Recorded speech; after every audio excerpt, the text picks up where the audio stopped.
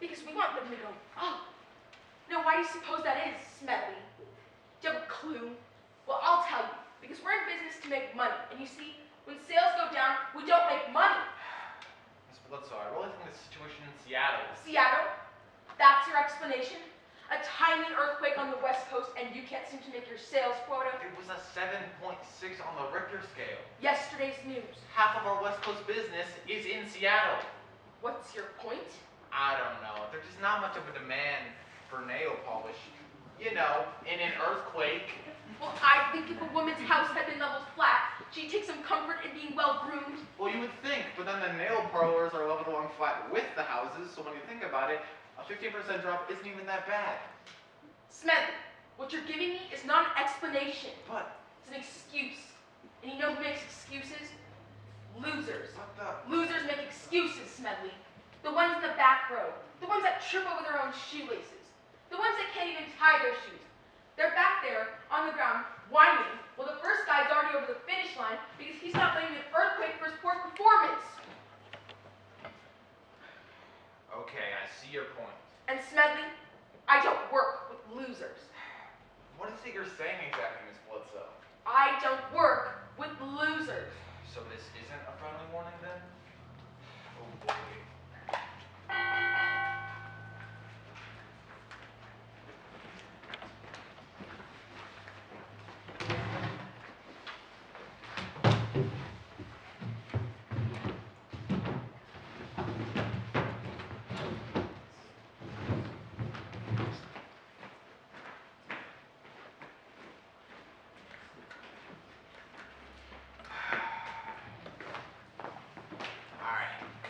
Settle it.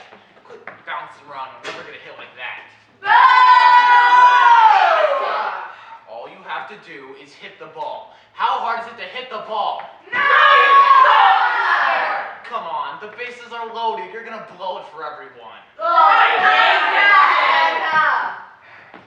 that's the ball game. Midville Majors take it 7-0. For crying out loud.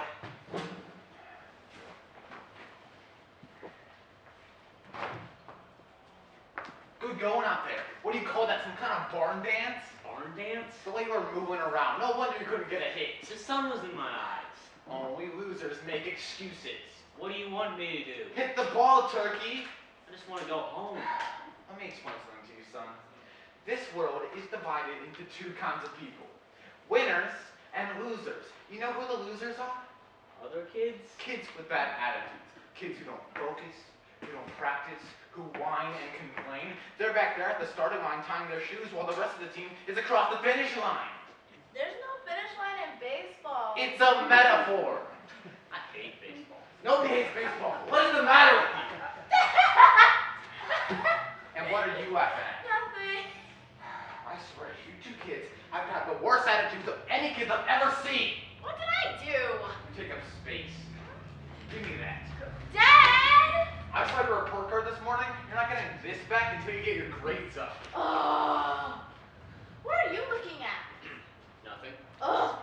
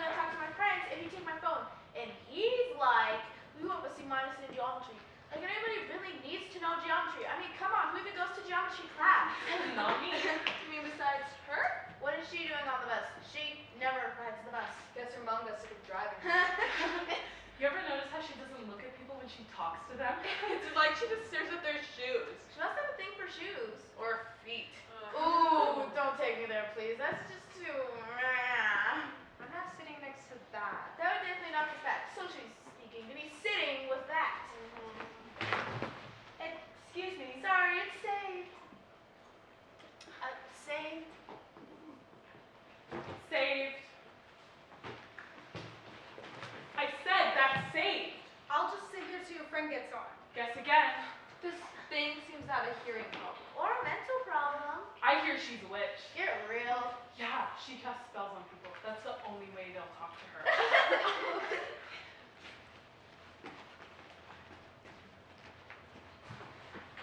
Okay, move it.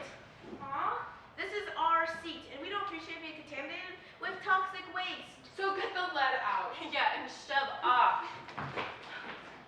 What's your problem? What's your? Is she brain dead or what? Something's not working in there. This is, what do you call it?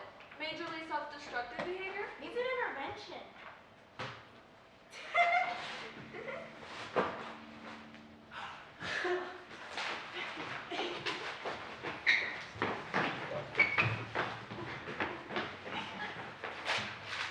You think you're so smart. Dude, we're so smart. I have a right to a seat. I have a right to a seat. You don't have a right to my seat. And this seat is saved. Don't forget your book, loser. Nice one.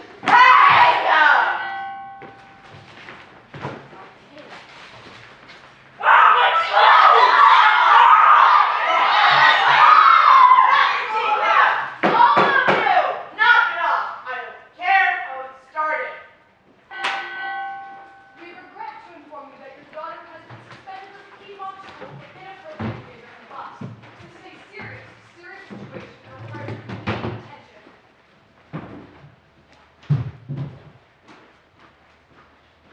Outside of school context, this whole escapade would be considered assault, Mrs. Bledsoe. Assault! She kicked a boy in the shins. I hardly think stepped on 3 sets of toes, broke one child's iPad, and gave another girl a black eye. My Marcy. And when the bus driver tried to intervene, she hit her. Well, that was an accident. Lucky for you, none of the victim's parents planned to press charges. These kids weren't exactly victims here. What do you call them? They were picking on her. In addition to all that, the bus driver quit. 30-day suspension. 30 days. Mrs. Bledsoe, we have a zero-tolerance policy here, particularly when it comes to fighting on the bus. I just want you to understand, my Marcy isn't usually like this. Indeed. Her father and I, we've had some problems, and perhaps it's affected her. Mrs. Bledsoe, we have a saying here at the Piedmont School. Only losers make excuses. Well, that's a pretty good saying. Sounds to me as if you are making excuses. I'm not making excuses. I would never make excuses. Then I suggest you sign that form. But 30 days, the alternative is outright expulsion, Mrs. Bledsoe. Expulsion! And of course, if your daughter's expelled right on the bus, it would become part of her permanent record. Permanent. Anywhere she goes, it goes with her. With history of acting out, I doubt any quality school would take her. And she may be forced to go to public school. There goes Georgetown. Exactly.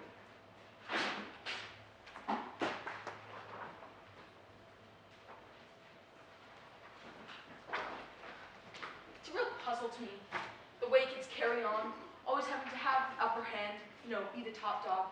My Marcy's the same way, to tell you the truth. I don't know where she gets that attitude from. It's hard to figure. Go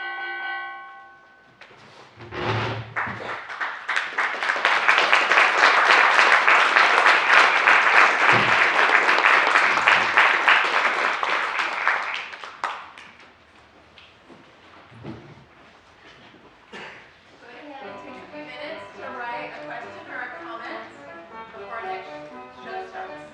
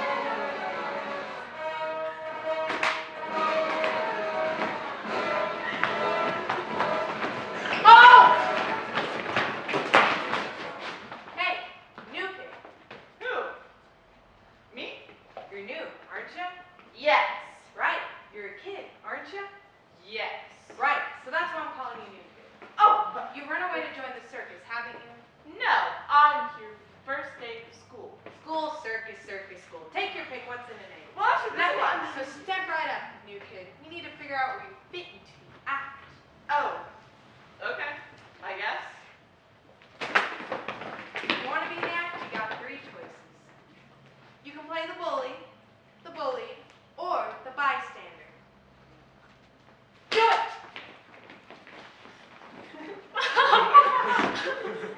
I didn't see nothing. That's it. A brief sample, new kid.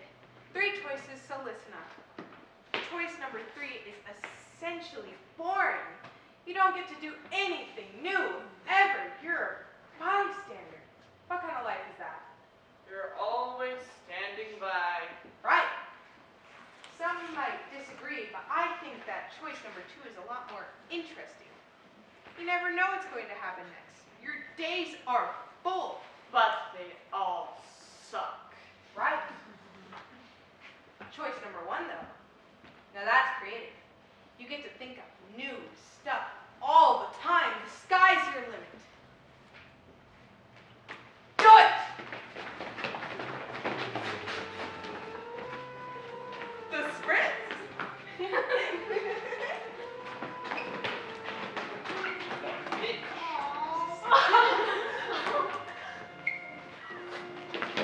The post!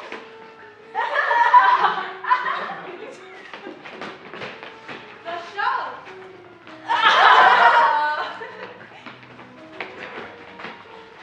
The clown!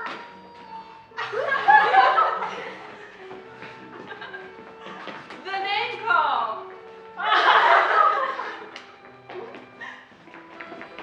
The phone call. The elbow! The knee. The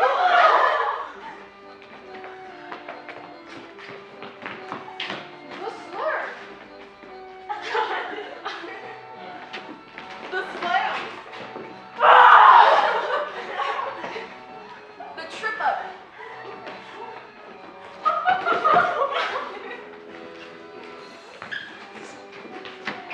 The shun.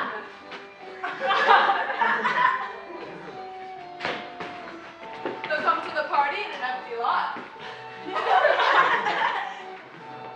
They tell me your secret, and I'll share it with the world.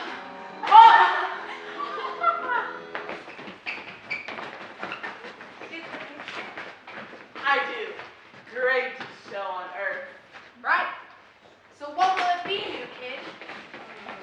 Choice number 1, choice number 2, or choice number 3? Choice number 1, of course. Right.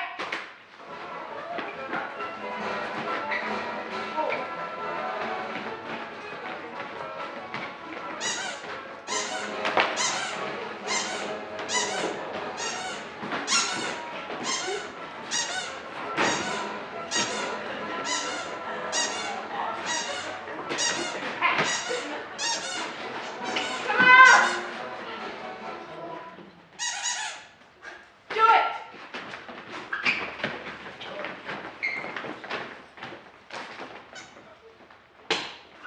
I can see nothing. Hey, that hurt. I didn't see nothing. Cool. I didn't see nothing. Cool. I didn't see that. Wait! Do it to this one. But this one did not. Do it! Hey, that hurt. Whoa, no kidding. Huh? Do it to that one.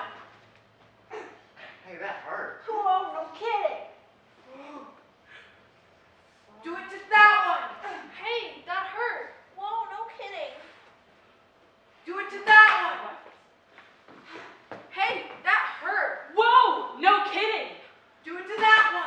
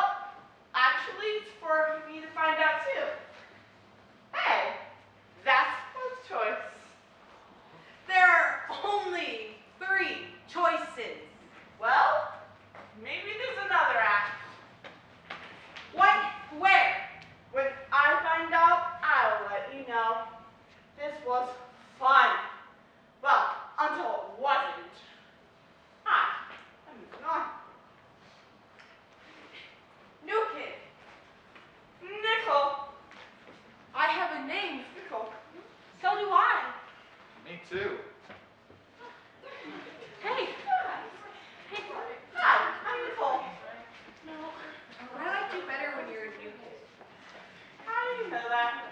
I just know, okay? I just know. That's a choice too, I guess. There are only 3 choices. Who's coming with me? Stupid bunch of clowns.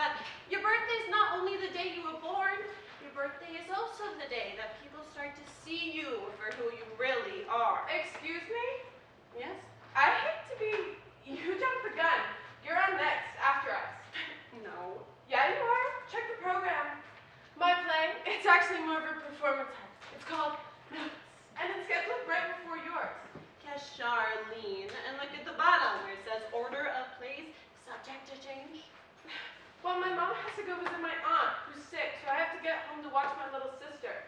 We already started. I know. Plus, my timing is crucial. I have a guest arriving in 6 minutes and 30 seconds. Well, maybe we could do our plays side by side. You know, sort of alternate scenes. That's not gonna work. I already got Miss Rachel's permission. She's not here. She will be if I call her and tell her what you're doing. Fine. What's your art thing about? Gossip and rumors. Right? It's not the most excellent companion piece to theme wise. Actually, it sort of is. No. I'm taking the pro position.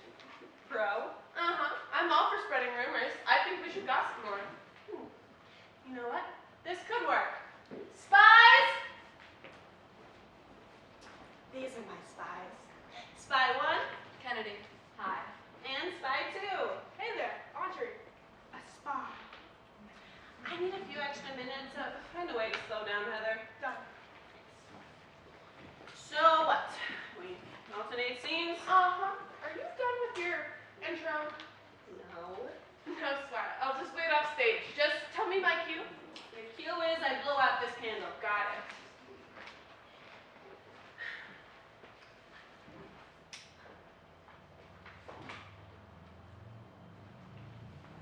Right. Now, the main thing I need you to notice about Heather is the smile. She smiles constantly. She is filled with annoying happiness, and it's our job to fix that. Heather, I congratulate you on your optimistic, sunny point of view. It is that point of view I'm gonna use to crush you. So, happy birthday, Heather Higby. I am plotting your doom. That's doom. D-O-O-O-M. Doom! Is it our turn yet? I guess. What's my cue? You'll hear a buzzer. Great. My performance piece, Notes, is all about rumors and gossip. Teachers tell students not to spread rumors, but that's ridiculous. The same teachers who tell us not to gossip about each other all the time. I planted a spy camera in the teacher's lounge. This is video from that camera. I removed offensive material and obscured the identities of all concerned. Hello, Miss Gong! Hi, Mrs. Beep. Have you heard about Miss? Or Mister.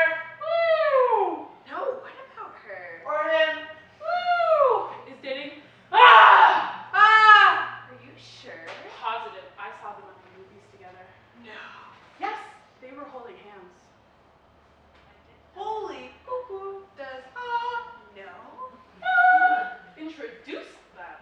Wow, I thought he Or she. was only interested in him Or her. himself. I thought so too.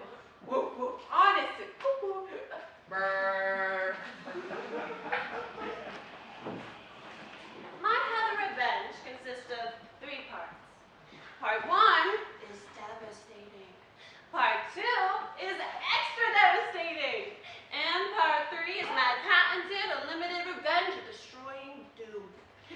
For the last week, my spies have been collecting information, talking to people who know Heather now and who knew her in the past. Friends and enemies and frenemies and people with secret grudges. My spies are making a list of everything Heather doesn't want known about her. Every unkind thing she's ever done or said. Every embarrassing secret. And when Heather arrives here today, they're going to tell us all of these things. The only thing better than revenge is public revenge.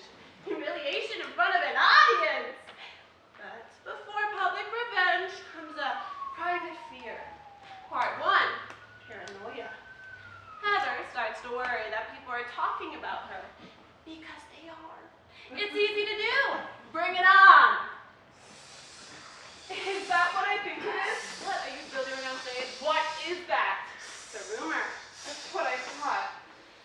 That's an awfully mean rumor. Thank you. You don't really want to release that thing. Yeah, I do. What good will that do? It'll hurt Heather. I said, what good will it do? And I told you, it will hurt Heather. Look how solidly built this thing is. This is a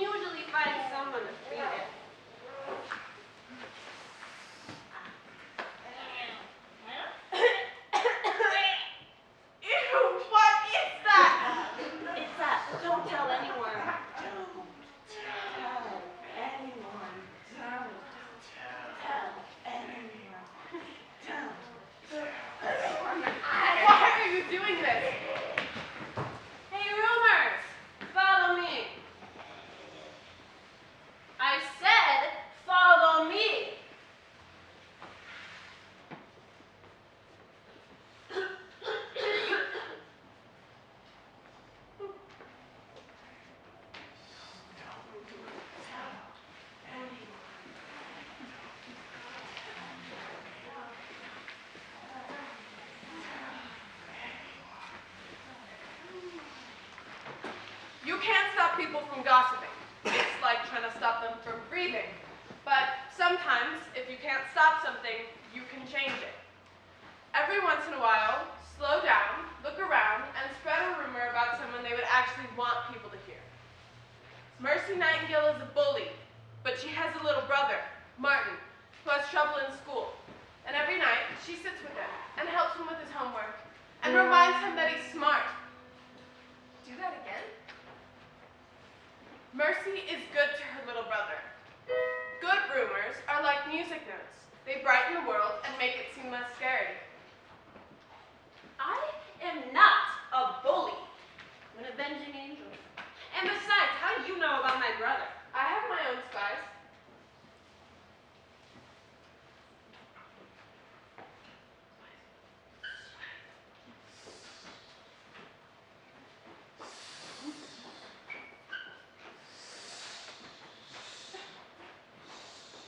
Hey, you!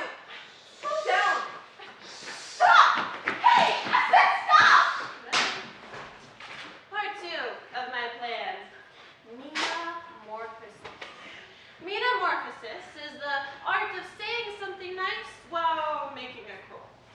When you speak to Heather, no matter what you say it with cruelty built right in. When done right, this technique is devastating and untraceable. Now I need 3 volunteers, and you gotta be able to read. Come on now, raise hands! Really? Thank you. There you go. Come on, 2 more. There you go. All right. Open your papers when I say so. Metamorphosis is a skill. Like any skill, it takes practice. When you open your papers, I want you to say it as meanly as possible. You got it? You're first. Hello. I'll take that. All right. Now you. Which way is the library? Meaner. Okay. Which way is the library? There you go. And you, all the cruelty you can muster. Thanks for donating me that kid. All right. Let me show you how it's done. Ready? Hello. Which way is the library? Thank you for donating your kidney. And that is how you do it. She's on her way. Heather's due in T-minus 83 seconds. Excellent. It's my turn. Yeah, we're canceling your turn. See, we're destroying another big Higby in 74 seconds, and there's nothing you can do about it. Can I ask you something? Quickly. What exactly did Heather do to you? It's not. What? It's not any one thing. Okay, it's more. She has all these friends, and what? You can just tell that. Part of what's fun for them about being friends together is that they're not friends with you. That sounds awful. Yeah, well, you're one of them. Oh. Yeah. Not even a hello in the hall. You don't say hello either. You're with the whole group. I'm sorry.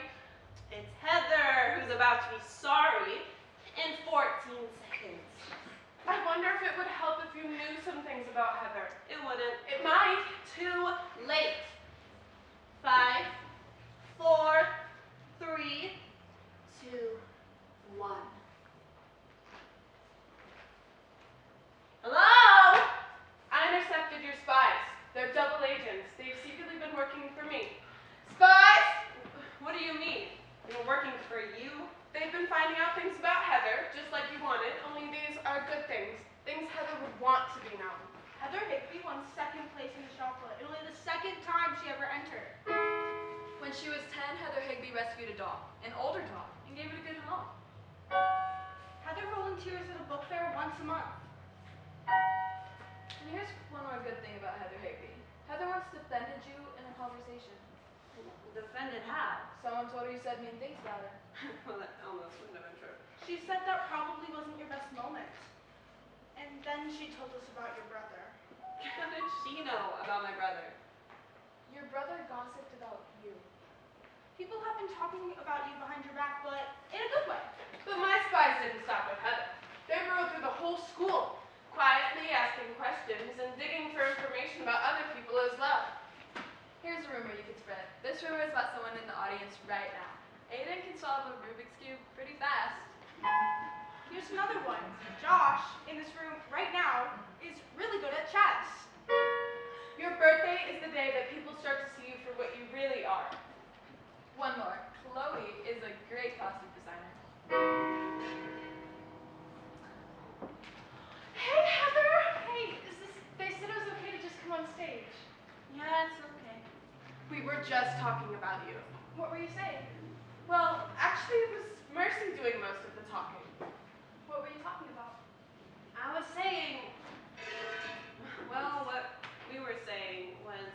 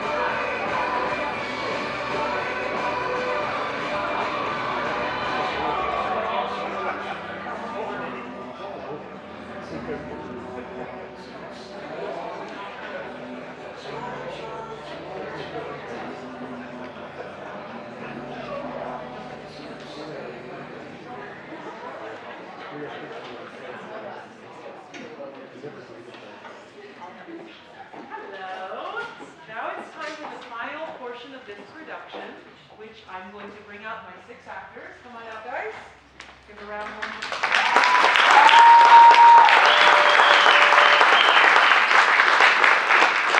So this is the portion that they did in front of their peers this week on tour, which I think is probably the scariest thing that a director could ask an actor to do, right? They stood up in front of an audience of their peers and answered questions that the peers had submitted about the topic and about themselves, and they did a fantastic job of that this week. So today we're doing it a little more intense. I'm having them draw it right this moment. You just saw that live. They got a couple minutes of preparation when we were at the schools. We had a stretch break with the crowd, and the actors were backstage choosing a question they felt comfortable answering. But since we figured these would be softball questions, we thought that we could do it live like this. So we'll answer some questions, and then we'll also have some comments of yours to share. And yeah, so let me hand it over to the actors whenever you guys are ready to get started. Well, let's just get started then. First question that I have is that, well, it's not even about bullying here. This is a question about acting. So how did your experience in this show affect you as a person? I think in this show there's a lot of like experiences with people being mean to others and people like making bullying look like showing bullying in a bunch of different ways, and I got to experience both sides, like being a bully and also being a bully. So I don't know, it's hard to say, but I don't think it had much of like effect on me as a person, although I definitely see bullying. At least I know a lot more about bullying. And like, we can't speak for like everyone we know, because for some people I'm sure it did take an effect on them. I have the next question, and it's also not about bullying, but it's about acting. So how long did it take everyone to memorize their lines? It took everybody a different amount of time. I can't speak for everyone. Some people like went right up on the limb of like off book date. It was, yeah, it took everybody a different amount of time to kind of get it. Okay. My question is, what do you think about the loser effect passing down person to person? So I can't necessarily define what the loser effect is, but I think it might be just the idea that you're belittling someone, and then they're going to go on to belittle someone else to make them feel better about themselves. So it's just a matter of not projecting your own insecurities or faults onto other people, and that could stop the effect from spreading. Yeah, definitely. It's definitely passed down through peers and through older people who are not in your age group. So our next question is, how did performing these scenes affect your opinion of bullying? I definitely see it in a new light, like how Duncan said. But yeah, it didn't have an overall effect. I did enjoy the play, but yeah, I just kind of see it in a new light, like from different perspectives, and I think the writer of these plays really did a great job about describing bullying. Yeah, I gotta agree with that.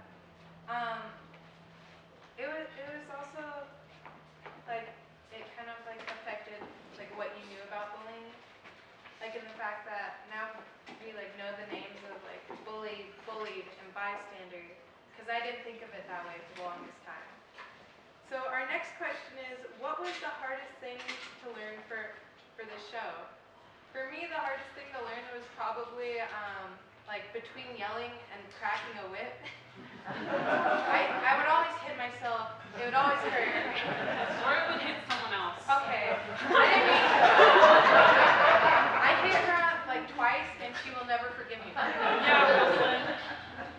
Hey. Meet me out in the parking lot after this. We just learned about bullying. Okay. Anyways, go ahead, Jonah. All right. The hardest thing for me to learn was how to exit as Monster Heather, because in the script it says that I should just get more human, but my costume is a bit Very too not human. Yeah. And then my question is, why didn't the bus driver intervene sooner? And I think it was because, and I know I can't speak for all bus drivers, but a lot of them just want to drive the kids to and forth the place. Definitely, like, not get super involved, because they know they can be labeled as, like, biased towards a side, and I think they just kind of want to drive their bus. Okay, so now we have some comments that you guys have written, and the first one is, oh, this one's a long one. What goes around can stop with cool and compassion and well-packaged kids like you, who know their names and use their power and voices to show the world new, better choices. Congratulations to each of you, and Jonah, how do you stop a bully who calls someone a nerd? Not you. Man, I don't know. I really can't figure that out. Okay. Oh. Yeah, that's what I'm looking at. Okay. Our next one, I'm not gonna read. What? Bro, who put that? It's so nice.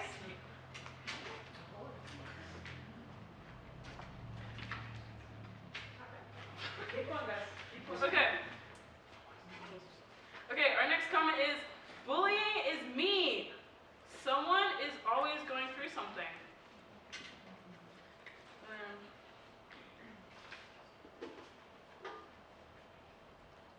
I was genuinely scared when the bus driver yelled, "Hey."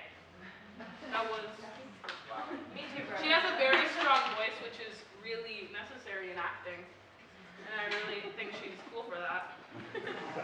Bullying is learned and is contagious and not age specific.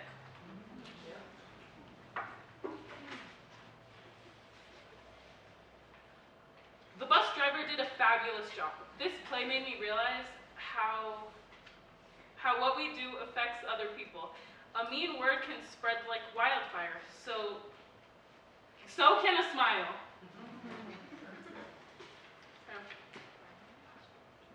Very thoughtful depiction, really enjoyed this. Thank you. They actually seemed like they were fighting, not acting. Okay, that's it for questions and comments. However, turn to your partner, turn to your neighbor, turn to your buddy. talk about what stayed with you in the show, and And what you'll talk about. What are you gonna keep thinking about? yeah.